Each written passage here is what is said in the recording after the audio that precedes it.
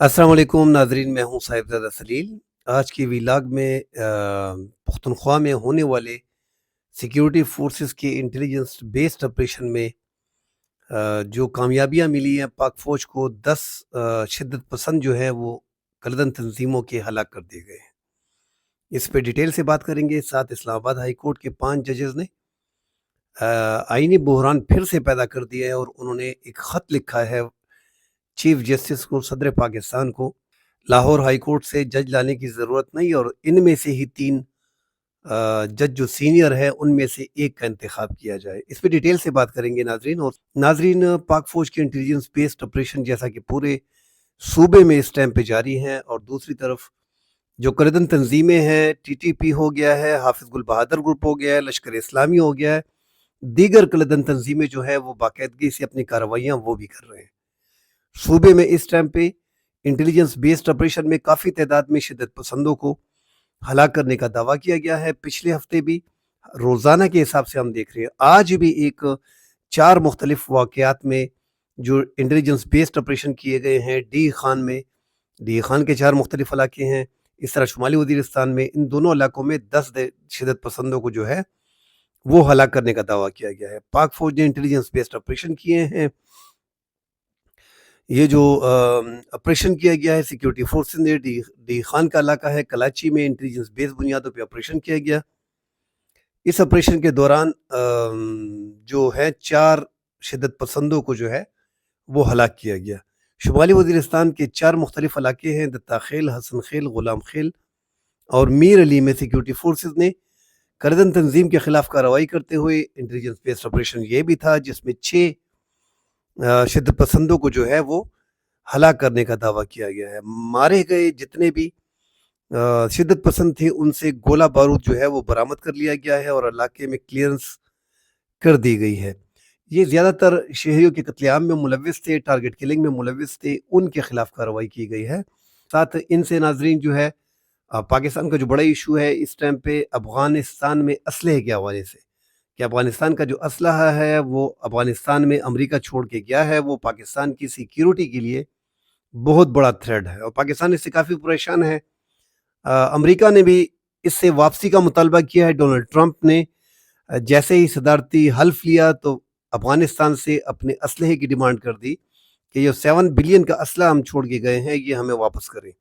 और पाकिस्तान का भी यही मुद्दा है, बार बार पाकिस्तान इसको भी उठा रहा है कि हमारे खिलाफ जो है वो अफगान तालिबान जो है वो तहरीक तालिबान को, जो पाकिस्तान तहरीक तालिबान पाकिस्तान को अमरीकी असलहा फराम कर रहे हैं, और जब इनको ऑपरेशन के दौरान घेर लिया जाता है, मार दिया जाता है, तो इनसे जो बरामद होता है वो अमरीकी असलहा होता है जो अफगानिस्तान में अमरीका छोड़ के गया है। तो एक बड़ी कार्रवाई है। साथ ये भी बताना चाहूँगा कि जनूबी अजला में टांक, बनू, लकी मरवत, डेरा इस्माइल खान, शुमाली वजीरिस्तान, जनूबी वजीरिस्तान, इन जनूबी अजला में और बाजावड़ में यहाँ पे जो कज़न तंजीमें हैं वो भी बाकायदगी से अपने अहदाफ को हासिल करने की कोशिश करती हैं और टारगेट किलिंग रिटायर्ड पुलिस एहलकारों की, हाजिर सर्विस पुलिस एहलकारों की, एफसी की जो नीम फौजी दस्ते हैं, तो जो सिक्योरिटी एहलकार या पुलिस एहलकार, एफसी के एहलकार छुट्टियों पे घर आते हैं, जो रिटायर्ड होते हैं, उनको टारगेट किल किया जाता है, उनकी किलिंग की जाती है, उन्हें अगवा किया जाता है। तो ये बाकायदा ये पुलिस थानों पे हमले कर रहे हैं और सिक्योरिटी फोर्सेस के चेक पॉइंट पे बाकायदा हमले कर रहे हैं।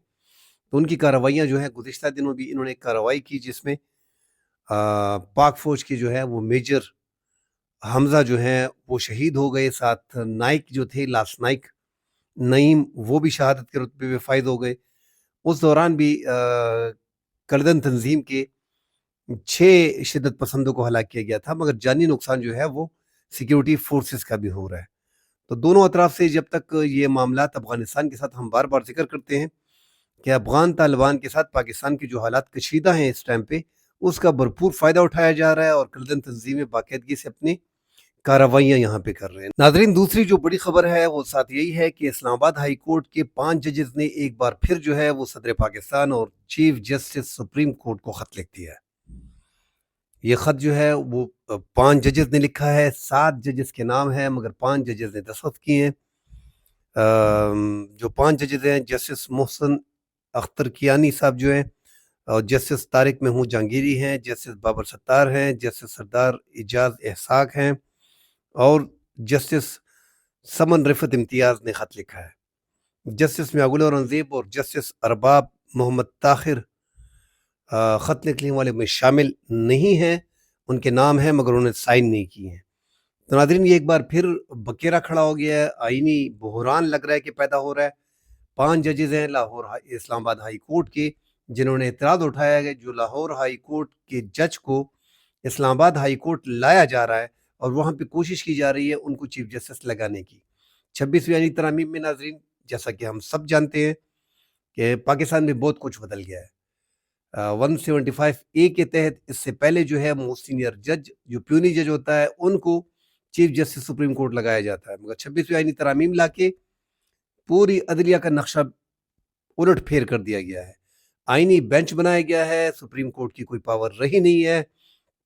تیسرے نمبر کے جج جسٹس یحییٰ آفریدی کو اٹھا کے سپریم کورٹ کا چیف جسٹس بنا دیا گیا ہے، حالانکہ موسٹ سینئر جج جو ہے 175A کے تحت جو ہے وہ جسٹس منصور علی شاہ صاحب تھے۔ یہاں پہ آئینی بینچ کے سربراہ کو 4تھے نمبر کے جج کو اٹھا کے آئینی بینچ کا سربراہ بنایا گیا ہے اور ساری پاور ان کو دی گئی ہے۔ اسی طرح پوری عدلیہ میں اس ٹائم پہ ایگزیکٹو کے کنٹرول میں ہے۔ 26ویں آئینی ترامیم کے تحت پوری جوڈیشل کمیشن جو ہے ان کا فیصلہ کرتا ہے، اور جوڈیشل کمیشن میں حکومت کی واضح برتری حاصل ہے۔ کسی بھی کیس کو لگانا، کسی بھی جج کو لگانا، کسی بھی چیف جسٹس کو لگانا اس ٹائم جو ہے وہ حکومت کے لیے بڑا آسان ہے۔ ان ججز نے اس بار جو خط لکھا ہے ان میں کافی سوالات انہوں نے اٹھائے ہیں۔ جو اہم سوالات ہیں اس پہ بات کرتے ہیں۔ یہ خط میں لکھا ہے کہ لاہور ہائی کورٹ کے جج لا کر اسلام آباد ہائی کورٹ کا چیف جسٹس بنایا گیا تو یہ آئین کے ساتھ فراڈ ہوگا، کیونکہ آئین کے مطابق ہائی کورٹ کا چیف جسٹس اسی ہائی کورٹ کے 3 سینئر ججز میں تعینات کیا جائے گا۔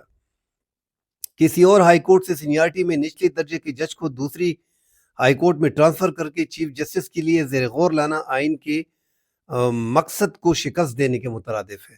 بڑا سخت خط لکھا ہے، اور حکومت چونکہ 26ویں آئینی ترامیم کے تحت جوڈیشل کونسل کے پاس کافی اختیارات ہیں، اور جو جسٹس یحییٰ آفریدی ہیں وہ بھی آپ ایسا سمجھے کہ حکومتی پڑے میں ہے، اور جو حکومت چاہ رہی ہے وہی کرتا ہے۔ مگر یہ خط جو ہے انتہائی سخت لکھا گیا ہے۔ جو اہم ترین غیر معمولی نقطہ اٹھایا گیا ہے، لاہور ہائی کورٹ سے جج اگر اسلام آباد ہائی کورٹ میں ٹرانسفر کیا جاتا ہے تو وہ آئین کے مطابق چیف جسٹس نہیں بن سکتا، وہ آئین کے مطابق چیف جسٹس نہیں بن سکتا، کیونکہ جج کا حلف اس ہائی کورٹ کے لیے ہوتا ہے جس میں وہ کام کرے گا۔ ٹرانسفر ہونے والے جج کو آئین کے آرٹیکل 194 کے تحت اسلام آباد ہائی کورٹ میں کام کرنے سے پہلے نیا حلف اٹھانا پڑے گا، اور اسلام آباد ہائی کورٹ کے لیے اس کی سینیارٹی اس نئے حلف کے مطابق طے کی جائے گی۔ سپریم کورٹ یہ طے کر چکی ہے کہ سینیارٹی کا تعین متعلقہ ہائی کورٹ میں حلف لینے کے دن سے کیا جائے گا۔ تو انتہائی اہم سوالات اٹھائیں، حکومت کو مشکل میں ڈال دیا ہے۔ آیا حکومت ابھی 27ویں آئینی ترامیم کرنے جا رہی ہے؟ اسلام آباد ہائی کورٹ میں جو 5 ججز ہیں جنہوں نے خط لکھا تھا، عمران خان کی جتنے بھی کیسز ہیں وہ بھی ادھر نہیں لگائے جاتے، کیونکہ یہاں سے عمران خان کو ریلیف مل جاتا ہے۔ یہ حکومتی جو بینچز پہ بیٹھے ہیں، حکومت اس ٹائم کا حکومت کا یہی موقف ہے کہ یہ جج جو ہے یہ ون سائیڈڈ ہے۔ اس طرح تحریک انصاف جو ہے وہ کلیم کرتی ہے کہ جو عدلیہ میں تیسرے نمبر کے جج کو اٹھایا گیا، سپریم کورٹ کا جج بنایا گیا، اور 4تھے نمبر کے جج کو اٹھا کے آئینی بینچ کا سربراہ بنایا گیا، اور 7 ججوں کو آئینی بینچ میں رکھا گیا۔ تو یہ 26ویں آئینی ترامیم کے تحت کیے گئے ہیں۔ حکومت نے اپنے من پسند ججوں کو رکھا ہے۔ اسی طرح جو ججز سپریم کورٹ کو، ہائی کورٹس کو پیک کیا جا رہا ہے، اس میں پیپلز پارٹی کے، سندھ کے، مسلم لیگ نون کے، پنجاب کے ان وکلاؤں کو ججز لگایا جا رہا ہے جو ان کی پارٹی کے ہیں۔ تو ہم پہلے بھی کہتے آ رہے ہیں کہ 26ویں آئینی ترامیم کے تحت جو ہے ججز کا آپس میں مقابلہ ہوگا، وہ پھر سیاسی ججز لگانا بھی مشکل نہیں رہے گا۔ تو اللہ خیر کرے کہ ملک میں آگے کیا ہونے جا رہا ہے۔ سیاسی بحران ٹلنے کا نام نہیں لے رہا، بیچ میں آئینی بحران جو ہے وہ پیدا ہو رہا ہے۔ ججز نے جو ہے بڑے اہم سوالات اٹھا دیے، مگر ہم نے دیکھا ہے اس حکومت کو کہ یہ بڑی آسانی سے یہ حکومت ترامیم لے کے آتی ہیں، 2/3 اکثریت سے لے کے آئی ہے پچھلی بار۔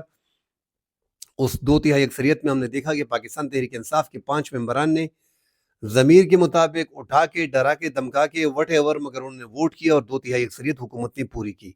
قاضی فائز عیسیٰ کو بھی ہم نے دیکھا کہ اس نے بھی حکومت کو سپورٹ کیا اور 2/3 اکثریت میں حکومت کا بھرپور ساتھ دیا۔ کل انشاءاللہ اگلے پروگرام میں ملتے ہیں، ڈیٹیل سے بات کریں گے۔ فی الحال کے لیے اجازت دیجیے، اللہ حافظ۔